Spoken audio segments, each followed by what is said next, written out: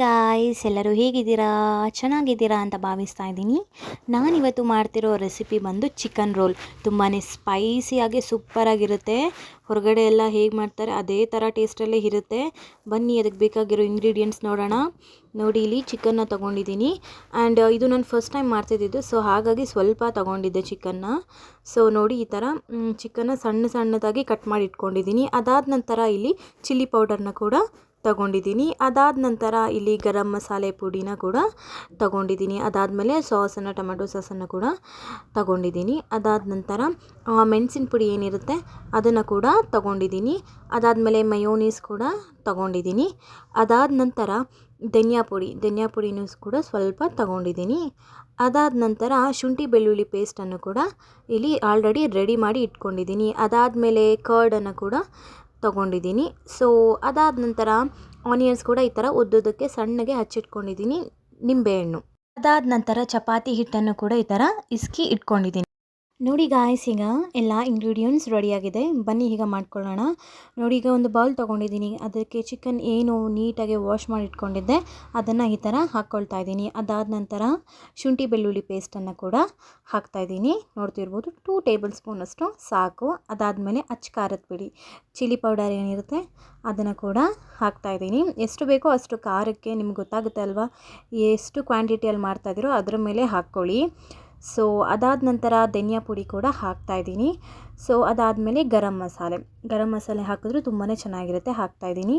ಅದಾದ ನಂತರ pepper powder, ಮೆಣಸಿನ ಪುಡಿ ಕೂಡ ಹಾಕಿದ್ದೀನಿ. ಅದಾದ ನಂತರ ಕರ್ಡ್ ಮಾತ್ರ ತುಂಬಾ ಇಂಪಾರ್ಟೆಂಟು, ತುಂಬಾ ಚೆನ್ನಾಗಿರುತ್ತೆ ಕರ್ಡ್ ಹಾಕಿದ್ರೆ. ಅದಾದ ನಂತರ ಲೆಮನ್ ಏನಿರುತ್ತೆ ಅದನ್ನು ಈ ಥರ ನೀಟಾಗಿ ಹಿಂಡ್ಕೊಳ್ಬೇಕಾಗುತ್ತೆ. ತುಂಬಾ ಒಳ್ಳೆ ಟೇಸ್ಟ್ ಕೊಡುತ್ತೆ, ಸೂಪರ್ವಾಗಿರುತ್ತೆ ಗೈಸ್.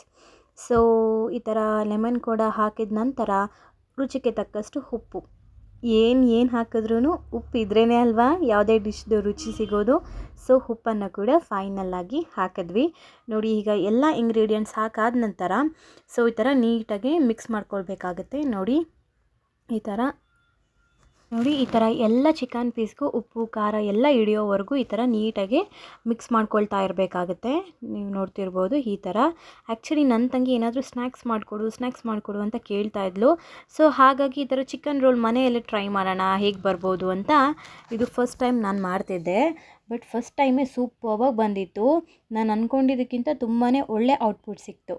ಅದಾದ ನಂತರ ಈ ಥರ ಆಯಿಲ್ನ ಕೂಡ ಹಾಕ್ತಾಯಿದ್ದೀನಿ. ಆಯಿಲ್ ಕೂಡ ಹಾಕಿ ನೀಟಾಗಿ ಮಿಕ್ಸ್ ಮಾಡ್ತಾಯಿದ್ದೀನಿ. ಹಾಗೆ ನಮ್ಮ ಅಣ್ಣ ಹಾಗೂ ನಮ್ಮ ಸೌಮ್ಯಕ್ಕ ಎಲ್ಲರೂ ತುಂಬಾ ಒಳ್ಳೆ ರಿವ್ಯೂಸ್ ಕೊಟ್ಟರು.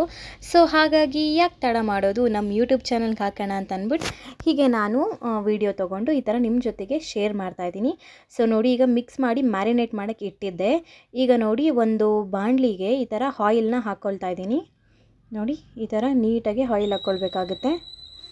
ಅದಾದ ನಂತರ ನಾವು ಏನೆಲ್ಲ ಮಸಾಲೆ ಚಿಕನ್ ಮ್ಯಾರಿನೇಟ್ ಮಾಡೋಕ್ಕಿಟ್ಟಿದ್ವಿ ಅದನ್ನು ಆ್ಯಡ್ ಮಾಡ್ಕೊಳ್ಬೇಕಾಗುತ್ತೆ ಇದಕ್ಕೆ. ನೋಡಿ, ಈ ಥರ ಎಣ್ಣೆಯಲ್ಲಿ ನೀಟಾಗಿ ಫ್ರೈ ಮಾಡ್ಕೊಳ್ಬೇಕಾಗುತ್ತೆ. ಸ್ವಲ್ಪ ಹೊತ್ತು ಚಿಕನ್ನು ಚೆನ್ನಾಗಿ ಬೇಯೋವರೆಗೂ ನೀಟಾಗಿ ಫ್ರೈ ಮಾಡ್ಕೊಳ್ಬೇಕು ಗೈಸ್. ತುಂಬಾ ಒಳ್ಳೆ ಫ್ಲೇವರ್ ಇರುತ್ತೆ, ಸೂಪರಾಗಿರುತ್ತೆ. ಆ್ಯಂಡ್ ನಮ್ಮ ಅಕ್ಕನ ಮಕ್ಕಳಿಗೂ ಅಷ್ಟೇ ತುಂಬಾ ಇಷ್ಟ ಆಯಿತು. ಅವರು ಅಷ್ಟೇ ತುಂಬಾ ಚೆನ್ನಾಗಿ ತಿಂದರು.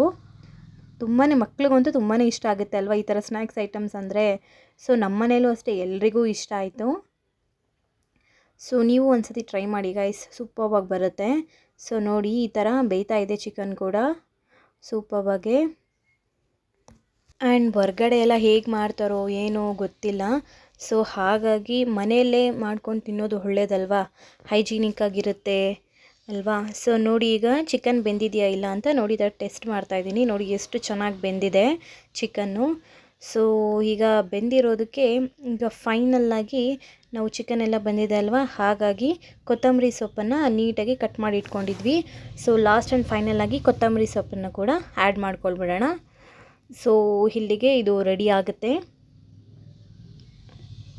ನೋಡಿ, ಈ ಥರ ನೀಟಾಗಿ ಮಿಕ್ಸ್ ಮಾಡ್ಕೊಳ್ಬೇಕಾಗುತ್ತೆ. ಆ್ಯಂಡ್ ಉಪ್ಪು ಆಗಲೇ ಹಾಕಿದ್ವಿ. ಇಫ್ ಇನ್ ಕೇಸ್ ನೀವೇನಾದರೂ ಕಮ್ಮಿ ಹಾಕಿದರೆ ಸೊ ನೀವು ಟೇಸ್ಟ್ ಮಾಡಿಕೊಂಡು ಇನ್ನೊಂದು ಸತಿ ಪುನಃ ಹಾಕ್ಕೊಳ್ಬೋದು, ಏನು ತೊಂದರೆ ಇಲ್ಲ. ಸೊ ನಿಮ್ಮ ಕ್ವಾಂಟಿಟಿ ಮೇಲೆ ನೀವು ಎಲ್ಲದನ್ನು ಹಾಕ್ಕೊಳ್ಬೇಕಾಗುತ್ತೆ. ಅದಾದ ನಂತರ ನೋಡಿ ಇಲ್ಲಿ ಚಪಾತಿನ ಕೂಡ ಮಾಡ್ತಾಯಿದ್ದೀನಿ. ಆ್ಯಂಡ್ ಮೈದಾದಲ್ಲಿ ಮಾಡ್ತಾರೆ, ಬಟ್ ಮೈದಾ ಅಷ್ಟು ಹೆಲ್ತಿ ಅಲ್ಲ ಅಂತ ಅಂದ್ಬಿಟ್ಟು ನಾನು ಈ ಥರ ನಾರ್ಮಲ್ ಚಪಾತಿ ಹಿಟ್ಟಲ್ಲೇ ಮಾಡ್ತಾಯಿದ್ದೀನಿ. ನೋಡಿ ಈ ಥರ ಚಪಾತಿನೆಲ್ಲ ನೀಟಾಗಿ ಬೇಯಿಸ್ಕೊಳ್ತಾ ಇದ್ದೀವಿ. ಆ್ಯಂಡ್ ಚಪಾತಿನೂ ಕೂಡ ನೀಟಾಗೆ ಬೇಯಿಸ್ಕೊಳ್ಬೇಕಾಗುತ್ತೆ. ತುಂಬಾ ರೋಸ್ಟ್ ಮಾಡೋಕ್ಕಂತೂ ಹೋಗಬೇಡಿ, ಚೆನ್ನಾಗಿರಲ್ಲ. ಮೀನ್ಸ್ ಅದು ರೌಂಡ್ ಮಾಡೋಕ್ಕೆಲ್ಲ ಪರ್ಫೆಕ್ಟಾಗಿರೋದಿಲ್ಲ. ಸೊ ನೋಡಿ ಈ ಥರ ಬೇಯಿಸ್ಕೊಂಡ್ರೆ ಸಾಕು. ಅದಾದ ನಂತರ ನೋಡಿ ನಾನಿಲ್ಲಿ ಸಾಸ್ ಮತ್ತು ಮಯೋನೀಸನ್ನು ಕೂಡ ತೊಗೊಂಡಿದ್ದೀನಿ. ಆ್ಯಂಡ್ ಮಯೋನೀಸು ಇದು ನಾನು ಹೊರ್ಗಡೆಯಿಂದ ತರಿಸಿದ್ದು, ಮೀನ್ಸ್ ಮನೆಯಲ್ಲೂ ಮಾಡ್ಬೋದು. ಇಫ್ ನಿಮಗೇನಾದರೂ ವಿಡಿಯೋ ಬೇಕು ಮಯೋನೀಸ್ ಹೇಗೆ ಮಾಡೋದು ಅನ್ನೋದು ಕಮೆಂಟ್ನಲ್ಲಿ ತಿಳಿಸಿದ್ರೆ ನಾನು ವಿಡಿಯೋ ಮಾಡಿ ಹಾಕ್ತೀನಿ. ಸೊ ನೋಡಿ ಈಗ ಚಪಾತಿಗೆ ಮಯೋನೀಸ್ನೆಲ್ಲ ಈ ಥರ ಹಚ್ಕೊಳ್ತಾ ಇದ್ದೀನಿ. ನೋಡಿ ಈ ಥರ ನೀಟಾಗಿ ಫುಲ್ ಚಪಾತಿ ಪೂರ್ತಿ ಈ ಥರ ಮಯೋನೀಸ್ನ ಹಚ್ಕೊಂಡಿದ್ದೀನಿ. ಅದಾದ ನಂತರ ಟೊಮೆಟೊ ಸಾಸ್ ಏನಿರುತ್ತೆ ಅದನ್ನು ಕೂಡ ಹಾಕ್ಕೊಳ್ತಾ ಇದ್ದೀನಿ. ನೋಡ್ತಿರ್ಬೋದು, ತುಂಬ ಒಳ್ಳೆ ಟೇಸ್ಟನ್ನು ಕೊಡುತ್ತೆ. ನೋಡಿ ಈ ಥರ ನೀಟಾಗಿ ಹಚ್ಕೊಳ್ಬೇಕಾಗತ್ತೆ. ಫುಲ್ ಪೂರ್ತಿ ಚಪಾತಿ ಪೂರ್ತಿನೂ ಹಚ್ಕೊಳ್ಳಿ, ಚೆನ್ನಾಗಿರುತ್ತೆ. ಆ್ಯಂಡ್ ಮಯೋನೀಸು ಅಷ್ಟೇ ತುಂಬಾ ಈಸಿಯಾಗೆ ಮಾಡ್ಬೋದು ಎಗ್ಸ್ನ ಮೂಲಕ. ಸೊ ವಿಡಿಯೋ ಬೇಕಿದ್ದರೆ ಕಮೆಂಟ್ನಲ್ಲಿ ತಿಳಿಸಿ ಗೈಸ್. ಆ್ಯಂಡ್ ಇದೇ ಥರ ನಾವು ತುಂಬಾ ರೋಲ್ಸ್ ಕೂಡ ಮಾಡ್ಬೋದು. ಮೀನ್ಸ್ ವೆಜ್ ರೋಲ್ ಆಗಿರ್ಬೋದು, ಎಗ್ ರೋಲ್ ಆಗಿರ್ಬೋದು, ಪನ್ನೀರ್ ರೋಲ್ ಆಗಿರ್ಬೋದು, ಯಾವುದೇ ಥರ ರೋಲ್ ಆದರೂ ಮಾಡ್ಕೊಳ್ಬೋದು. ತುಂಬಾ ಟೇಸ್ಟಿಯಾಗಿರುತ್ತೆ. ನೋಡಿ ಈಗ ಟೊಮೆಟೊ ಸಾಸ್ ಆದ ನಂತರ ನಾವೇನು ಮಿಶ್ರಣ ಮಾಡಿಟ್ಕೊಂಡಿದ್ವಿ ಚಿಕನ್ದು, ಸೊ ಅದನ್ನು ಈ ಥರ ಹಾಕ್ಕೊಳ್ತಾ ಇದ್ದೀನಿ.